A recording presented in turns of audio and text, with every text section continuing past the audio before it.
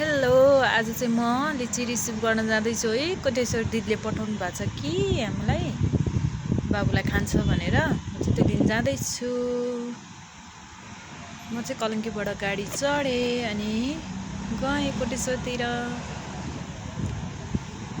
कोटेश्वर आइपुगेर म चाहिँ यता पाहुना गेस्ट हाउस साइडमा गएँ। बर्दिवासको गाडी रोक्ने साइडमा हाम्रो ल्याइदिने लिची ल्याइदिँदै उहाँ हुनुहुन्छ। अनि यो चाहिँ हाम्रो लिची च्यातिएको थियो कि अनि मैले प्याक गरेको कपडामा। अनि यो चाहिँ हामी बसमा फर्किँदैछौँ। त्यसपछि बल्बमा दाइ लिन आउनुभएको थियो अनि स्कुटीमा राखेर हामी चाहिँ फेरि पनि घरतिर लाग्यौँ। लिची चाहिँ च्यातिएछ कि पोरा। अनि मैले एक्स्ट्रा कपडा बोकेको थिएँ, त्यसमै हामीले लिएर गयौँ। ल हेर्नुहोस् सर, हामी चाहिँ गयौँ। यो चाहिँ मेरो बाबु बाहिर खेलिरहेको थियो। स्कुटी चढ्छु भनेर जिद्दी गरेपछि स्कुटीमा राख्यौँ हामीले त्यही घरनेरि नै। अनि यो चाहिँ सर हेर्नु त कति धेरै खुसी छ बाबु। त्यसपछि लिची राख्यो।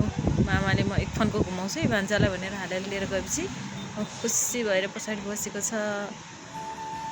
अनि म आउँदा चाहिँ कति के कुराहरू बाहिर खेलेर बसिरहेको छन् कि मलाई कस्तो राम्रो लाग्यो। अनि मैले सबैको भिडियो बनाएँ। अनि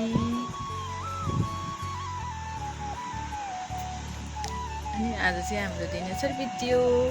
थ्याङ्क यू सो मच दिदी। मेरो छोरो चाहिँ आइसक्यो, उहाँ खानमक्ख गरेर। म चाहिँ अब अनबक्सिङ गर्दैछु। हेर्नुहोस् है, पहिला यो गाँठो खोल्नु पऱ्यो, आफैले बाँधेको खोल्न गाह्रो के। अनि त्यसपछि डोरियो त हेर्नु न, त्यहाँ त्यसरी नै च्यातिएको थियो कि, त्यही भएर मैले कपडा बाँधेर ल्याएको। अनि वा हेर्नु त कति ठुलो झुप्पो। वा राधा दिदीले पठाइदिनु भएको है, हाम्रो उहाँ बर्दिवासदेखि मेरो आमाजु दिदी हुनुहुन्छ। नेक्स्ट वा देख्नुभयो कति राम्रो। टेस्ट पनि गरौँ एउटा। देखाएको चाहिँ यम्मी, यस्तो यम्मी भने काँचो आँप पनि रहेछ कि। दिदीले काँचो आँप पनि पठाइदिनु भएको रहेछ।